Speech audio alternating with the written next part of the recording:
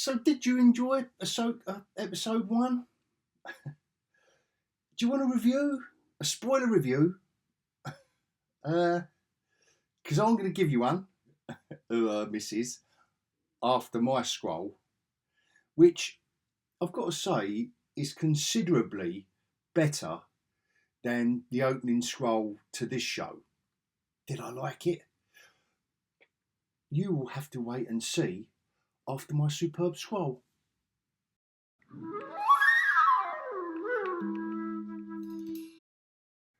Bonjour. Dismal Minus are back at what they do best, entertaining the masses. Not as many masses as they used to, let's face it. But they're still entertaining us, aren't they? And do you know what? I was thoroughly entertained by Ahsoka episode 1. I wasn't quite as excited and anticipating this series as certain people were. I'm looking at you, Taters. But I was hoping this was going to be good. I was hoping this was going to be a bit of a reboot. I've had enough time. It's in the hands of Filoni. And I'm a critic of Filoni. I think he gets given too much. And I think this is going to show he's given too much free rein. Sometimes that needs to be harnessed. His passion and his enthusiasm and knowledge of everything Star Wars is why everyone loves him. I can't say I dislike him and what he does. I cannot say that. But I just wish someone would recognise the fact that if it was honed in, if it was just trained in by experienced content creators, producers, executive producers, whatever you want to call them. And I think this is kind of showing now that he's a bit of a, what's the word? He's a bit of a cuck for Kathleen Kennedy, to be fair with this, because his name's all over it, his stamp's all over it, but so is Kathleen Kennedy's. And I just wish someone was in between it all, just redirecting things. Because all we've basically got here is a live action cartoon, and it doesn't work. So tune out now, turn off the video now, because it doesn't work. It doesn't work. Recreating a cartoon, it's a bit like with the Marvel side of things. There's certain things that work in the comics that don't work in live action. Something like Captain America's costume, it doesn't work. If you literally tried to duplicate that in live action, it doesn't work. What they've done here is literally try and duplicate Rebels and Clone Wars, whatever you want. It's Filoni's creation, and it's a good creation. But it doesn't work anyway. So what do we get? What do we get? We get an opening scroll that looks like it was that looks like someone's typed it up from Word from Word Expert from 2000, like 2.0. They just can't do. Why not just do the scroll that we all know and love? You don't even have to put the theme tune over it, right? You only have to have a couple of notes from the theme tune we all know.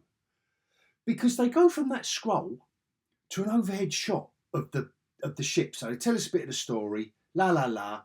Old Morgan Elsbeth is on this prison ship. Right. And it's all cool what they put in the scroll. But all they do is they just give us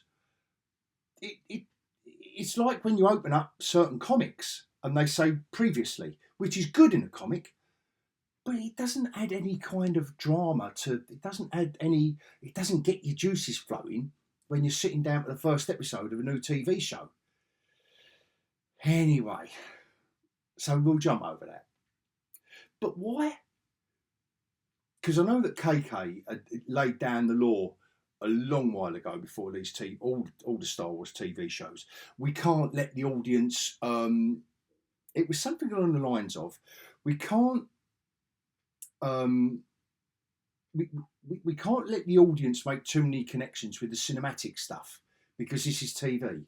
Well, I completely disagree with that. And the money they're spending on it, and have spent on all these shows, they could have riffed and should have riffed off of everything cinematic, and they should have done it. But then we get to the prison ship. So because you've got the scroll and then a ship in space. Why can I hear Muppets now with pigs in space? But that was better.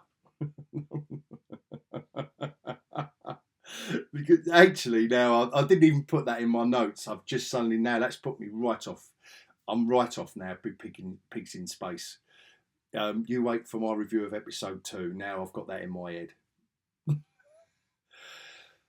You got an overhead shot of the prison ship, and guess who's captain of the prison ship with old Morgan Elsbeth on it? Mark Rolston, the actor, who was Private Drake from Alien.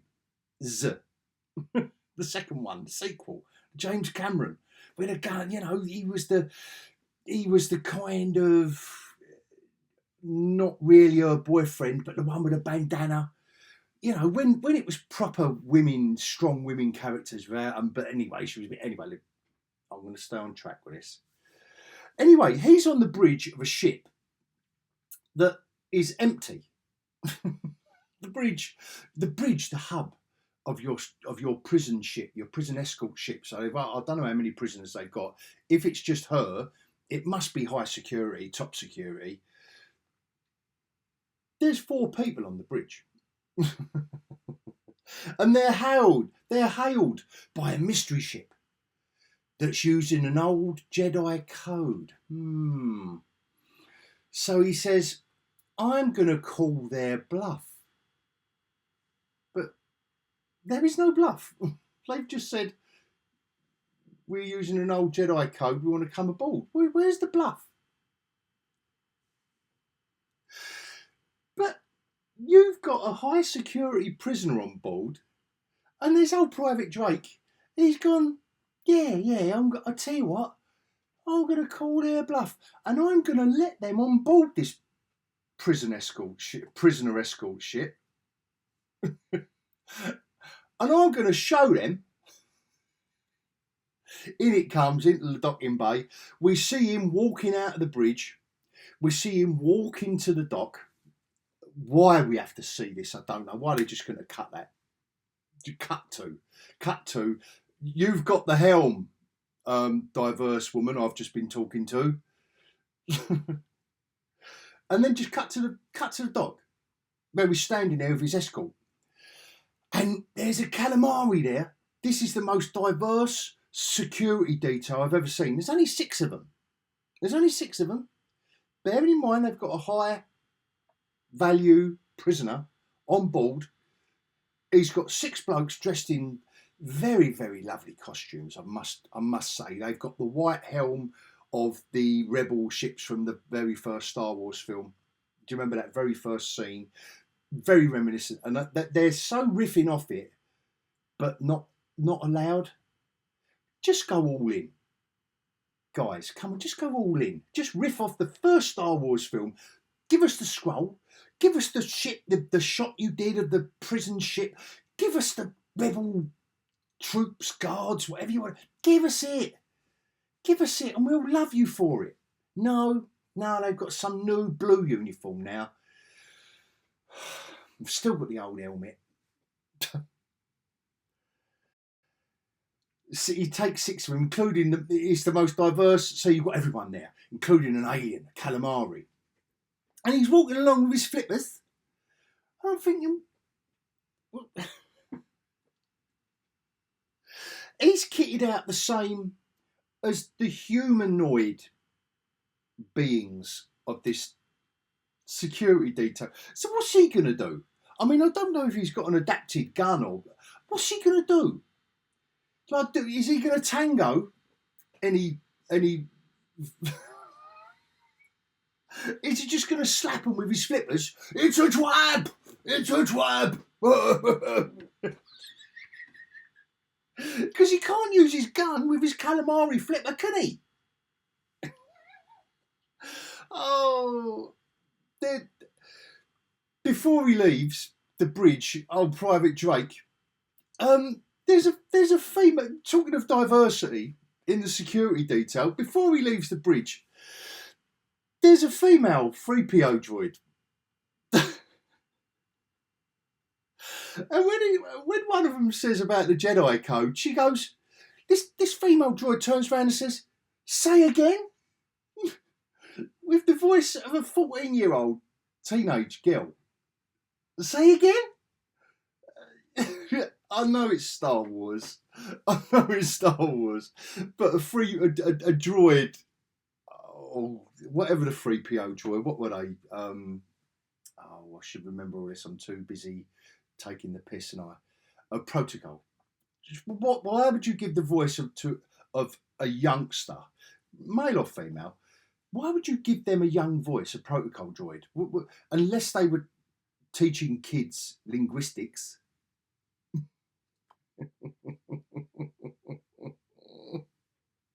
So, Private Drake, he turns up with his very diverse security detail. He tells the calamari one as well. He's named, I forget the name. And he goes, "Wait, sort these two out." And Ray Stevenson's turned up looking moody with this new character. Well, they're both new characters, aren't they? But with Blondie, all hooded and moody, and the steam has come out of the ship as it's landed. Well, we didn't see it land. We see him walking, didn't we?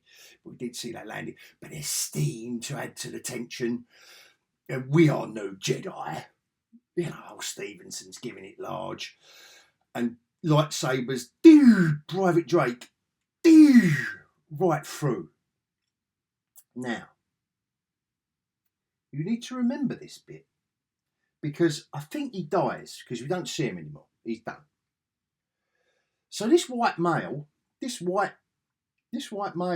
human, dead. Pulls the lightsaber out, old Ray Stevenson. Dead. The same stab that didn't kill what's her name from Kenobi, do you remember? And it's not going to kill, that same isn't going to kill anyone else either. Unless you're a man, unless you're male, when the Force is female, you are strong. Oh, you're strong. I don't know why that's just reminded me of the fact that the music over the scroll at the beginning of this episode reminded me of Conan the Barbarian, the first one, the John Milius film. Basil Polidiris was the composer of the music, and he used drums and dramatic, but it's not Star Wars. The music was so dreary, so depressing. This is the first episode of a new series, and you've got this boom, boom, boom, boom, boom, boom over the scroll. Oh, anyway, there's another 6 guards in the corridors. So old Ray says to Blondie, "Right, you go over there, I'll sort this lot out." And she goes, and it all looks pretty effective. You know, it all looks pretty effective until Ray gets into the corridors. And for some reason, it just looks pathetic. There's 3 of them. There's 3 of them. It looks like someone's pulled too hard on the stunt rope that pulls someone back when they get shot or whatever. It just looks funny. It does look funny. And you know what? I did note, it didn't look like there were any female guards. This looked like everyone that was dying were white males. If anyone wants to look at that section again, that sequence again, I think where the Force is female, it doesn't allow for women to be killed. We don't want to see women being killed, do we? No. I think that would be misogynistic. So we just see men die. We just see men die. Because do you know what? The patriarchy deserves it. Doesn't matter if it's our galaxy or theirs. The patriarchy deserves to die. And Ray gets Morgan out, and here we go. Right, so that's that.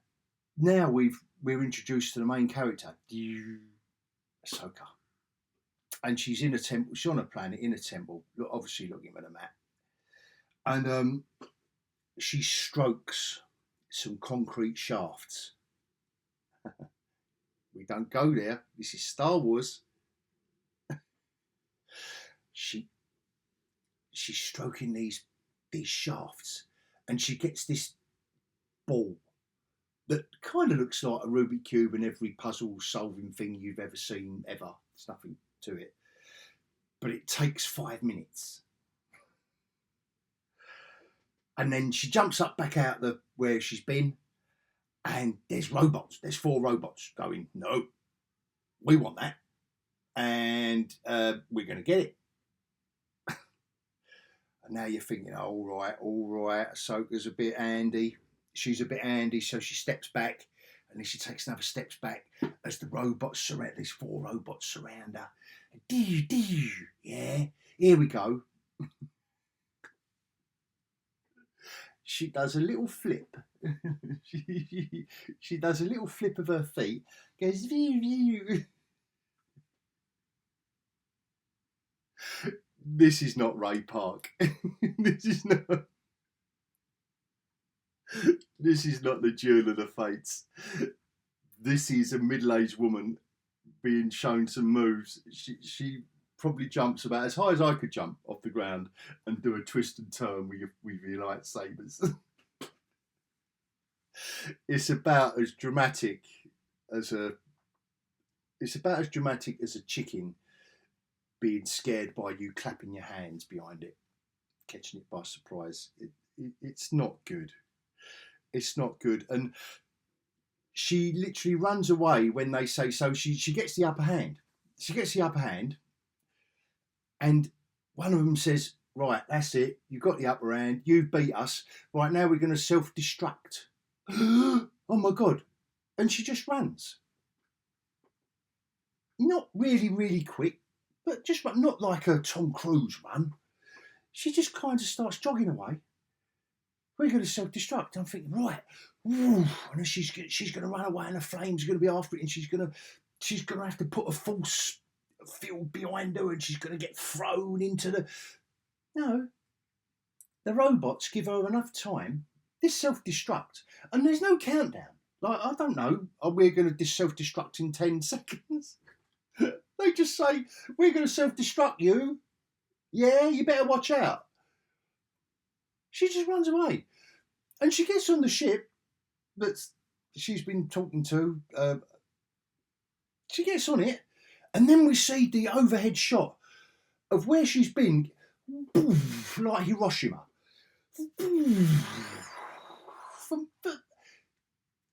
Literally like a sub-nuclear explosion. Look, she just jumped out of that. Now she's on board. And we're introduced to the old Wu-Tang robot. And I've got to admit, I've got a soft spot for this robot. He's pure Star Wars, this boy. He's pure Star Wars. Voiced by old, is it David Tennant? That's pure Star Wars, that character right there. I'm not saying Ahsoka isn't, but I'm just saying, in a way, he kind of steals the show because there's a lightness of touch with what he does. And it's not a robot, it's obviously a human. The thing with Star Wars is the robots aren't really robots, are they? They're just kind of humans. Anyway, they get off the planet.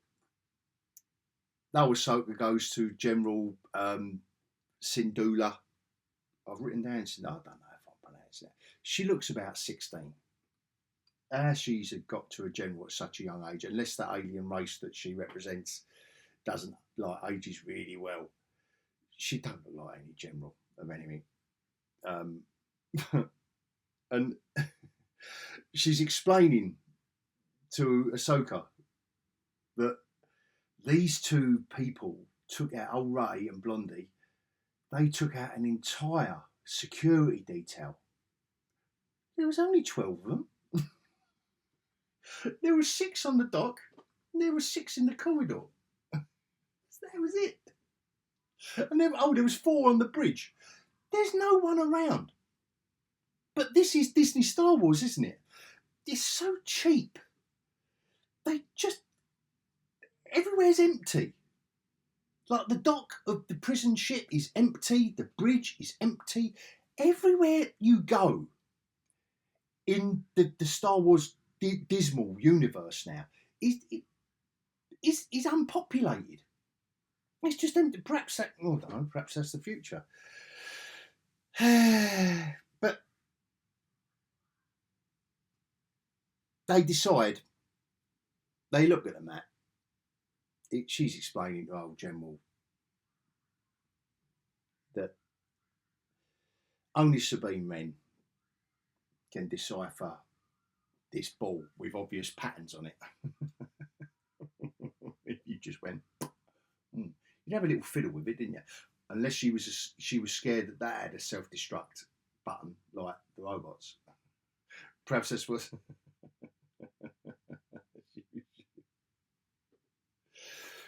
Then we go to Sabine. So we mentioned Sabine men, and I know this is, getting all the old gang back together. So we go to an unveiling of a monument or something on the planet where Sabine men lives, and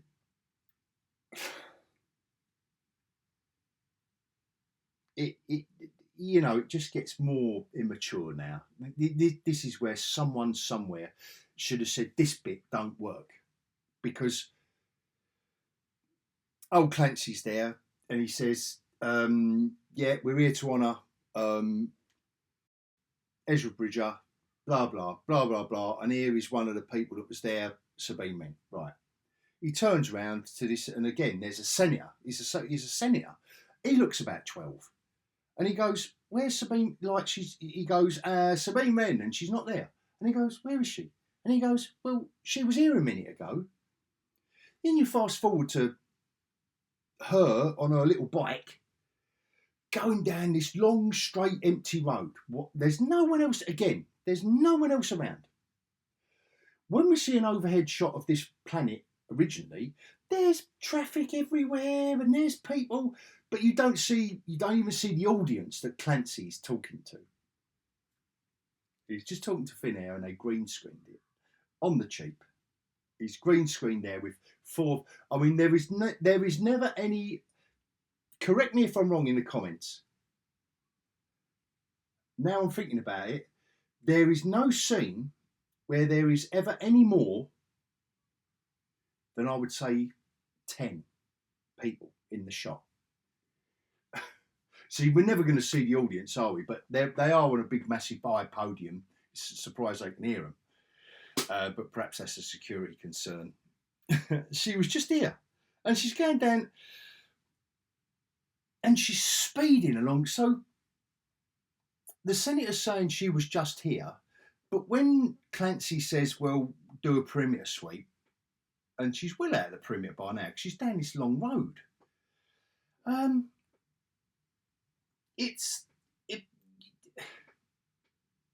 I don't know, and she's listening to Japanese rock music in her headphones, I'm assuming, or they've overlaid it. And do you know what? It just doesn't work. It's almost like an insult. That's almost like a slap round the chops to every Star Wars. You don't do that. That's not an innovation, guys. Introducing modern day, how can I describe it? Introducing that kind of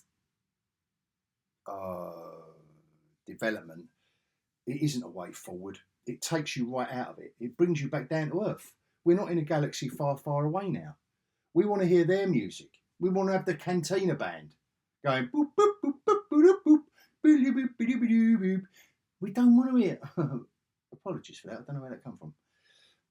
We don't want to hear Japanese rock music. Totally takes you out of it. totally. And so we're back. Ahsoka turns up with Sabine. Reunion. A bit like getting the old band back together. But you know straight away, the way this is all going, you know that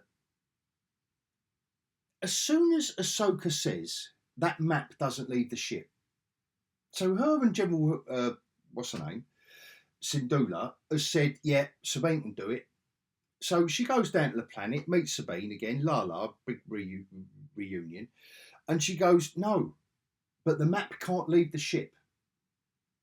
And I'm thinking, well, we'll take the map off her then. And she's called away. And now Sabine is left there with the Rubik's ball.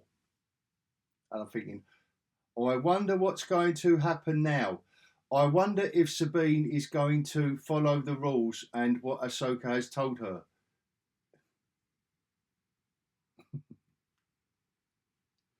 You know what's going to happen. You just know. And she goes back to her place, old Sabine, and she solves it. She goes, she looks at the map, she looks at the holograms, she looks at the ball, and she goes, click, click, click. Oh, that's done. That's it. But the robots turn up from the temple from earlier, the Ahsoka, where Ahsoka was. These are obviously new robots, and they don't threaten to self-destruct. But what Sabine does is, I don't know, she's obviously not human, because she punches and kicks and elbows these two robots that attack her to get the map ball, the Rubik's ball, without any broken bones. She punches them, and this is a glorious hark back to the Stormtrooper slaps. Who can forget the beautiful Stormtrooper slaps where you can just slap a Stormtrooper through his helmet? Now what the women, now the Force is female, what these women can do now, they can punch robots. Brilliant. Brilliant. If a robot grabs you, you can elbow it in the jaw and it will feel pain. As one comes up, you can just punch it out. Yeah? As long as you're a girl. Just bear that in mind. Just bear that in mind. You can't work, you know, Force is either male or female, I think, in the Dismal Minus world.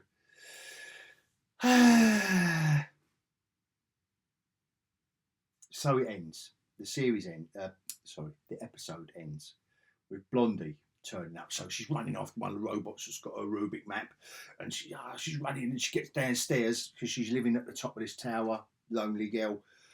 And Blondie says, and this is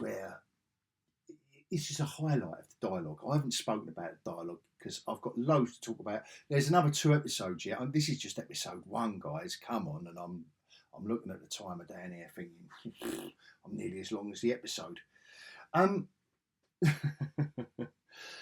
Blondie says, we've been looking for this.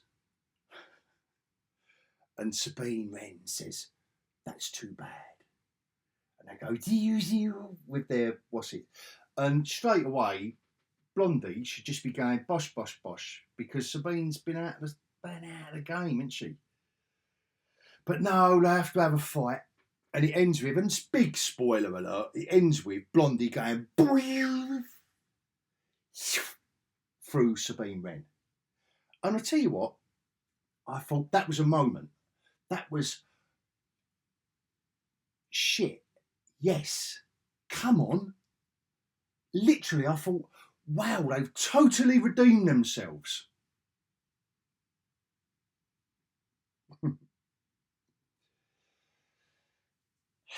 If you stuck with me this far, join me for the episode 2 review. You know what's happened already, didn't you?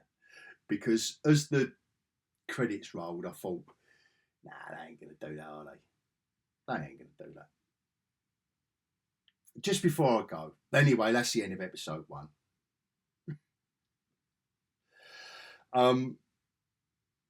What they did do well here. It's fun. It's just funny. It's just all hilarious, really. It's just hilarious that you can spend so much money making this stuff. Getting the old band back together worked well. And Blondie is an intriguing villain alongside old Ray Stevenson. Superb, absolutely superb. And the old Wu-Tang Robot. Classic bit of Star Wars. Classic. But on that note, I hope you enjoyed it. My review? Would you call it a review? I hope you join me for episode 2 review. As always, big thank you to all my regulars, all you lot, all you lovely, sexy subscribers. And until next time, adios.